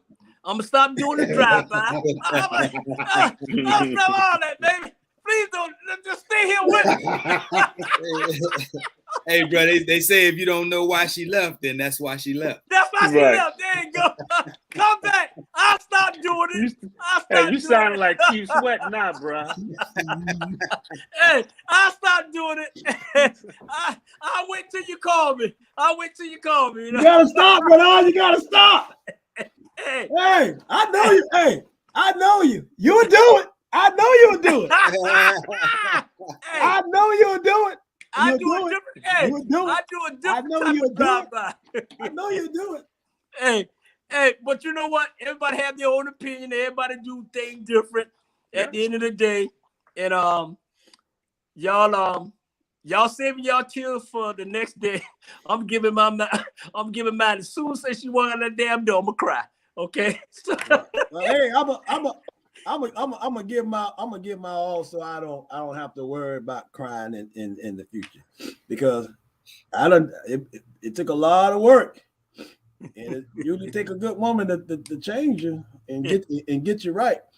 In the last year and a half, boy, I tell you, I have learned some things that I never thought that I will learn, and in all. Yeah, I'm seriously. I have learned some things, how to be patient, and how to wait, how to listen on the Lord, how to hear him when he speak, and how you can speak through him. I say things now at work to some of the people that's listening. They shocked, and I'm shocked, because I'm speaking truth. And it comes out so, and I'm shocked because it comes out so easy. Just speaking the truth, telling people how you used to be, and letting people know, hey, I used to do this. I used to do that. Hold on, Jane. I didn't mean to cut you off or anything. Can you read what Tanya's saying? Read what Tanya said. I can't see that. I know you want to leave me, but I refuse to let you go. If I had to beg and plead for your sympathy, I don't mind, because you mean that much to me. Ain't too proud to beg, and I know it's sweet, darling. There you go, Tanya. There you go. Hey, there you go, Tanya. I agree. Please stop. Baby said, please stop. No, she know. I looked through got two more songs. Lonely Teardrops. Lonely Teardrops. And there you go. Hey, everybody do. Hey, like I say, everybody do. Drown Out My Tears by Aretha Franklin. Everybody do something different. Hey, Jules, I got some guests in the back. Can you bring them in? If you can, they're sending me texts. They've been sending it for the past 20 minutes. Can you please bring them in? So, hey, I understand what you're saying, and everybody do things different, and hey, we good. So, hey, I think I'm gonna go ahead and skip that. And Mr. Producer, why don't you put up hey, let's see. Put up this one, Mr. Producer. Put up this one. I dare you. Put that subject up. I dare you, Mr. Producer. I'm gonna get his first question to Jamal. I dare you. Do you sleep naked in bed? I dare you. Do you sleep naked in bed? Jamal, answer that. Of course I do. Why? Why? Because that's healthy. That's the healthiest way to sleep. Naked. That's the best way to sleep, naked. Okay. By yourself, a woman or whatever. Talk to me. Hey, you need to go ahead and into it because you're the Temptation, the lead singer. So let me hear some more. Let me hear. Go ahead. Look at him. Look at him. You know what? That's why I ain't renewing your contract. Hey, I tell you right. You tear that shit up. Hey, go ahead, Dr. Vaun. You go with that one. Yeah, check your blood. Check your temperature. I don't usually fall asleep. I mean, I don't normally go to sleep naked. I might fall asleep naked. You know what I mean? It just depends on what's going on. You know what I mean? Right. But if I'm jumping out of the shower with plans on going to bed, going to sleep, then I normally put some drawers on, and then I like to be held. You know what I mean? But other than that, I mean, if it's some intimacy popping off, I'm not jumping up to go get dressed. I'm gonna fall asleep. You know. Yeah. There you go. Yeah. Yeah. Okay. What about you, Reg? I'm with Vaun, because you never, like you said, Bernard, you never know about in the morning. You know, something might jump off in the morning. I want to be right. That's right. But I ain't getting out the shower. I'm not getting out the shower. Nah, I ain't getting out the shower going to bed. What? Nah. What's up, Patricia Walker? Hey, I thought that was Trish. They go big sis. I thought that was my mama. They go mama sis. What's up, baby? What up, sir? I thought that was my mama. I just want to tell my brothers, hello, I am so proud of y'all. I really enjoyed your show tonight. What's happening? Well, thank you, baby. Hey, Reggie, they go mama sister, Reggie. I see her. I really enjoyed your show tonight. Yeah. Hey, I'm sorry I didn't talk about your knee. That was going to be Ike's corner, but I veered off to something else. Hey, so you mean to tell me, Trisha? So Yeah. you mean to tell me? Oh, it's no problem, baby. Trisha, you mean to tell me? Instead Yes. of talking about your knee, you want to talk about what he talked about. No problem, baby. Hey, I'm gonna talk about the knee. My sister, she had surgery on the leg, coming along. Doing good. I think she got a mic. I think she got a mic on. Thank you. Your mic is on. Hey, and we love you. There you go. And we love you. If you want to stay on there, and we're gonna finish. So James, Well, I'm gonna throw this out there. Sleeping naked, it helps relieve anxiety and stress. That's why I don't having no stress. You ain't got to, okay. I'm gonna throw this out there. Sleeping naked, I'm like this here. it helps relieve anxiety and stress. So, what's that going on? I'm like this.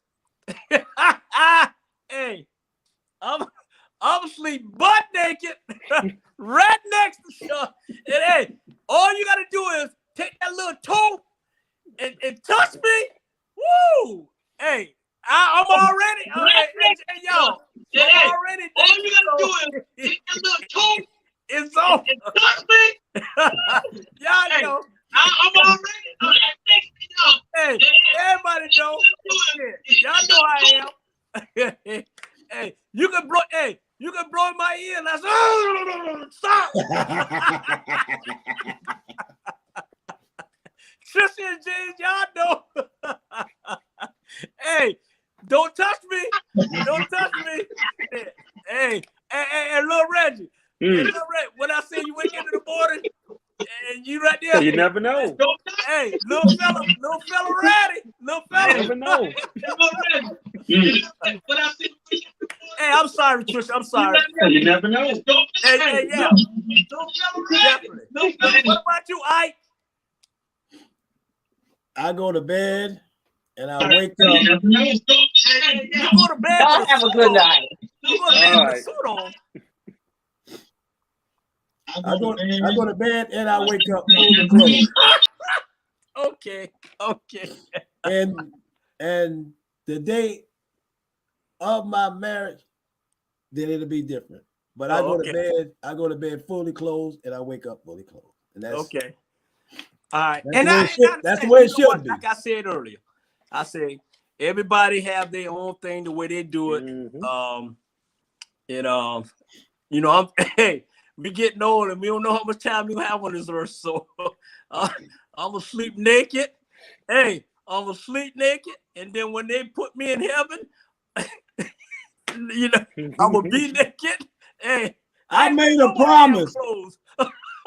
I made a promise to the Lord. I didn't make a promise to people. Okay. So I go to bed fully clothed and I wake up fully clothed. Okay. Well, all right. I'm glad you wearing all your clothes on. Hey, all we know you ain't ready, but okay. Hey, and the crazy thing about it, it's the best feeling ever. And legit, what? And read that one, Mr. I hear another song. Bernard is doing his rendition of "Touch Me in the Morning." Then let's walk away. We don't have tomorrow. I don't know that song. That's my agent, Mr. Ivan. He know that's an old one. That's right. You know what I'm saying? Just like Jamal go to bed naked and he release stress and all that, everybody do their thing and but I ain't got the Vaun, he go naked, Reggie go naked. Nah, I don't.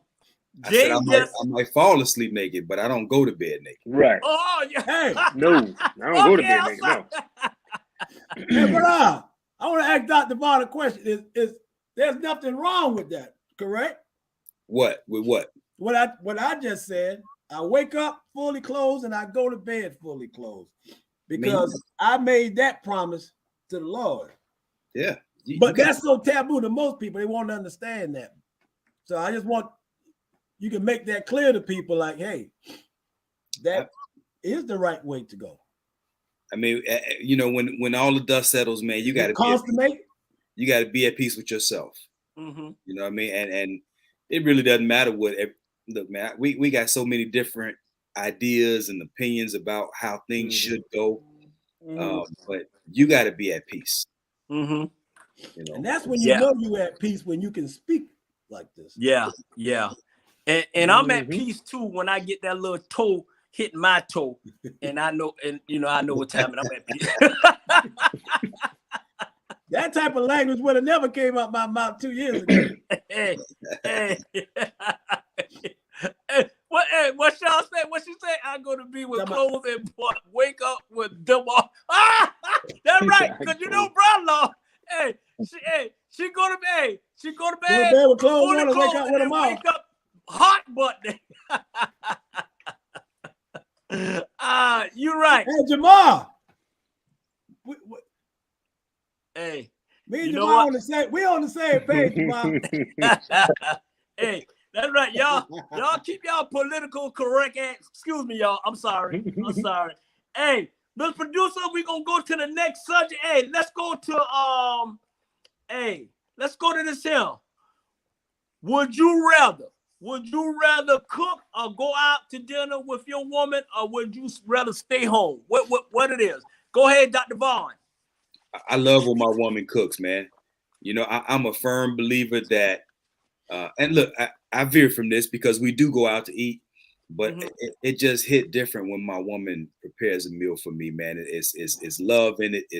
I think that's the true definition of what soul food is, man. Right. When it's prepared with the type of intention and care and love for somebody who actually wants to see you healthy.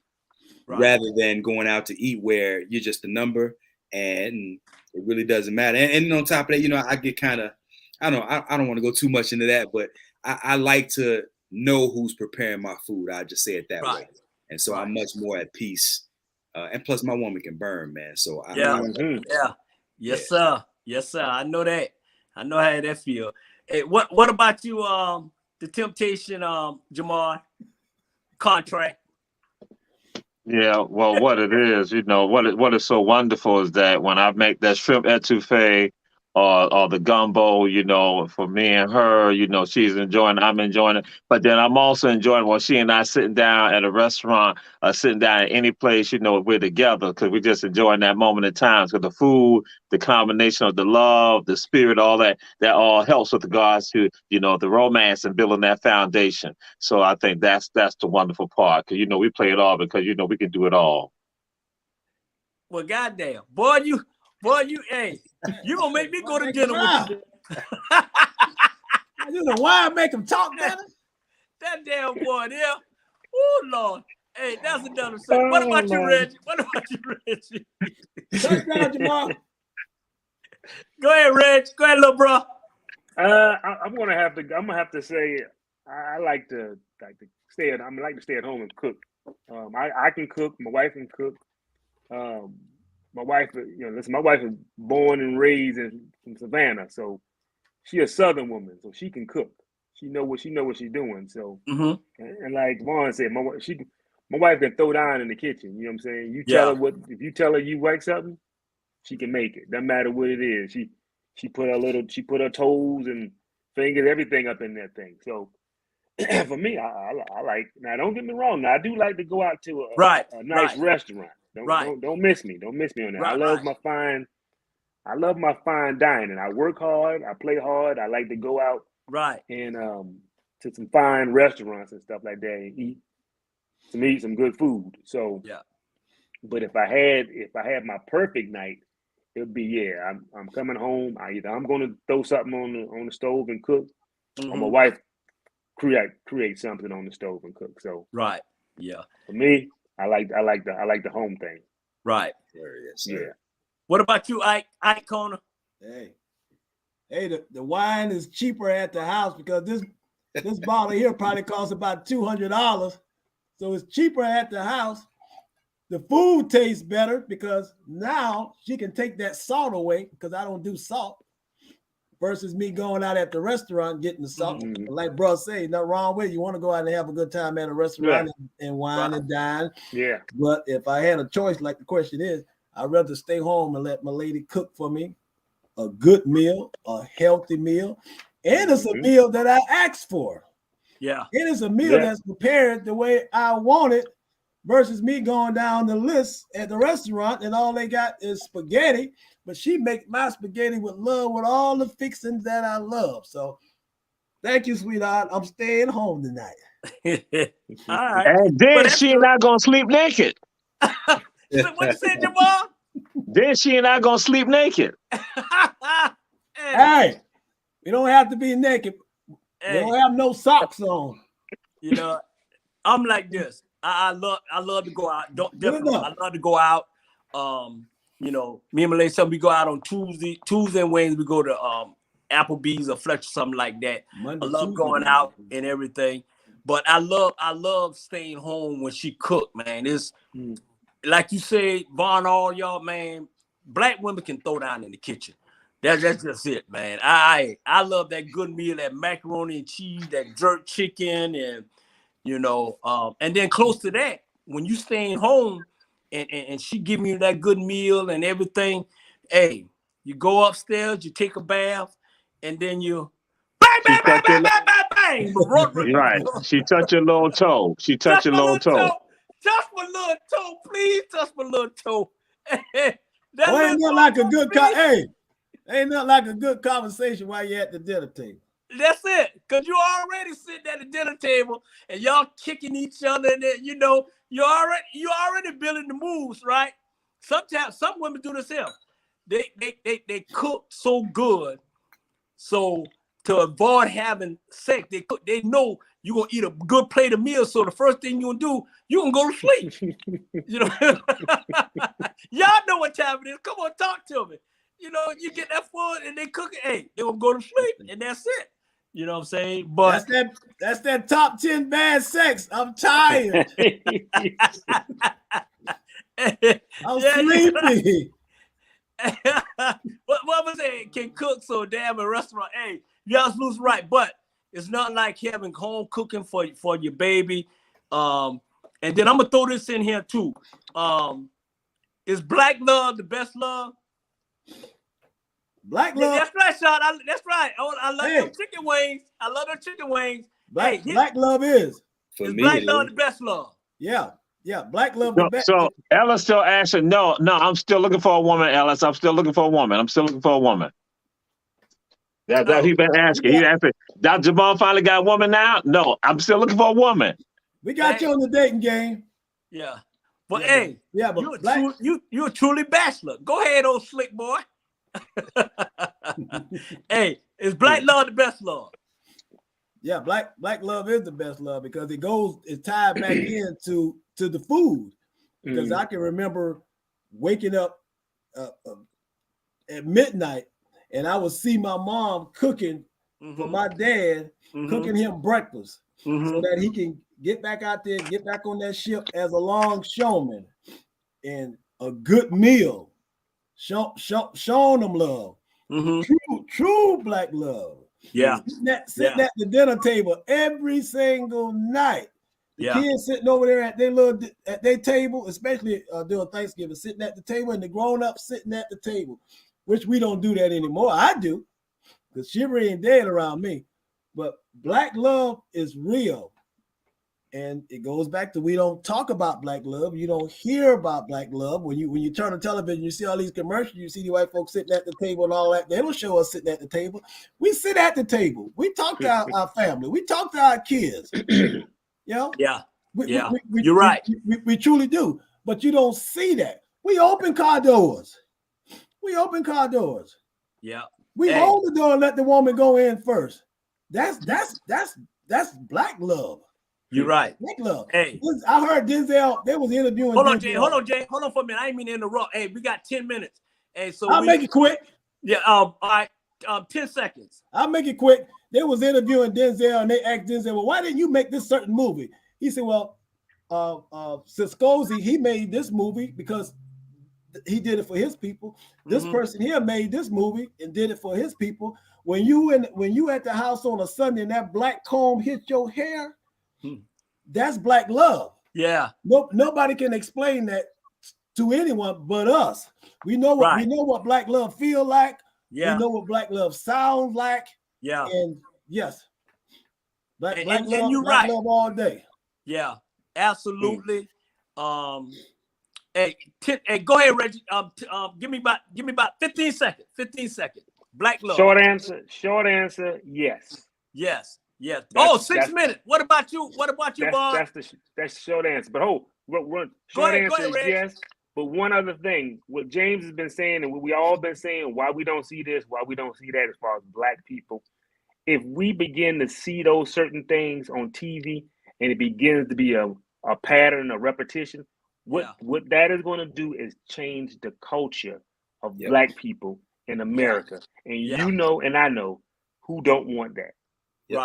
Right. And that's why you don't see black people in commercials and togetherness and family and different things like that. Because if we begin to see those things, anything that you see, that you start to see in your mind, if you see it, you can believe it. You can see it. You can see yourself doing it. Right. They don't want us to see it, because if we saw it, then we will begin to change our culture.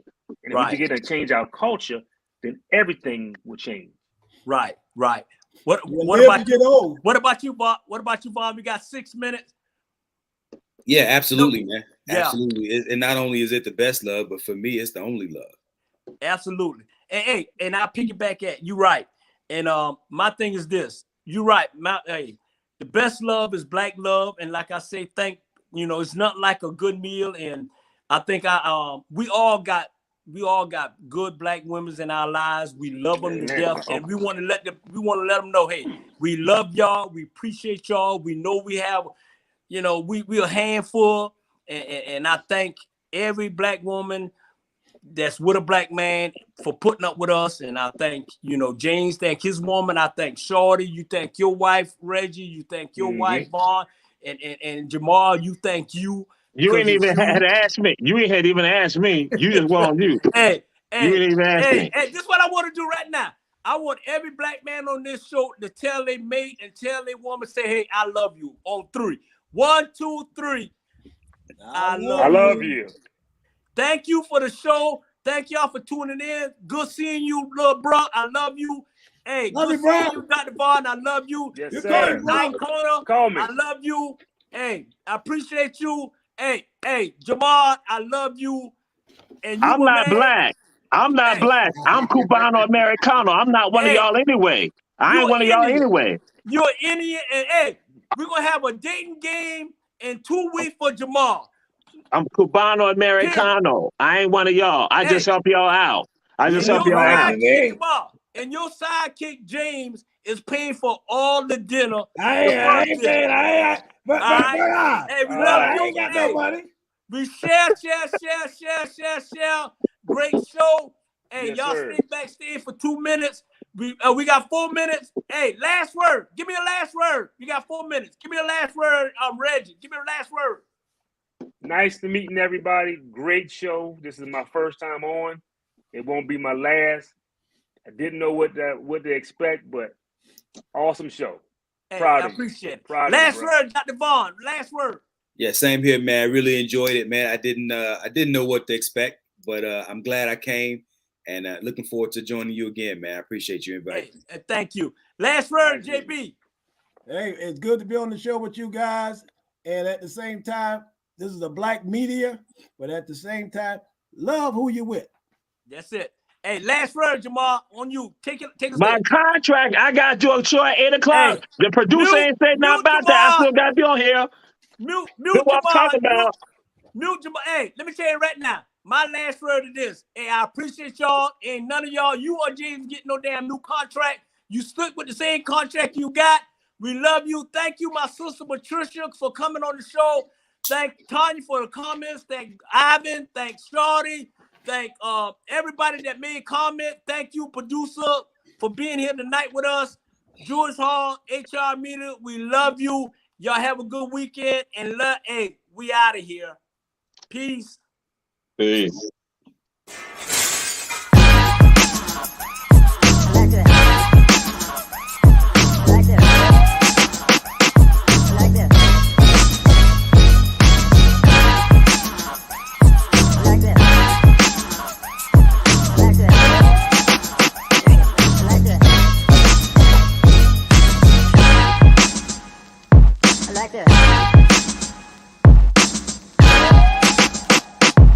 this.